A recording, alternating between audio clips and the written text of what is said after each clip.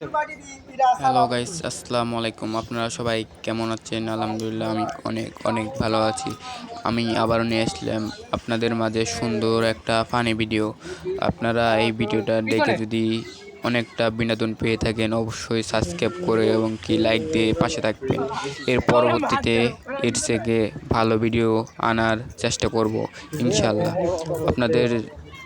আপনারা যদি আমার পাশে থাকেন, এরকমভাবে যদি থাকেন, তাহলে আমি আরও এর থেকে অনেক ভালো কিছু নিয়ে আসার চেষ্টা করব। গাইস, হ্যালো গাইস, আপনারা যদি আমার পাশে থাকেন তাহলে আমার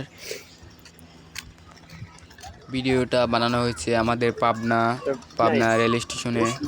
অনেক মানুষ অনেক কথাই বলছে, তারপর আমরা কানে দেয় নাই, অবশ্য ভিডিও বানাইছি।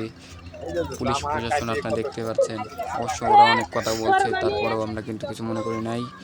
আমরা ভিডিও বানিয়ে যাচ্ছি, দেখেন আমাদের পাবনার লোক আছে, অনেক মানুষ কিন্তু আমাদের দিকে তাকিয়ে আছে যে এরা কি পাবনার পাগল নাকি আরও কিছু, বুঝতে পারছেন?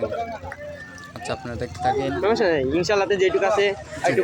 আমাদের পাবনা জেলাকে নিয়ে ভিডিও করার জন্য অনেকেই পাগল করছে, কোক আমাদের তো পাউট ফিল হচ্ছে, কারণ আমরা পাগল ভালো করারই লোক, বোঝো না এই ব্যাপারটা।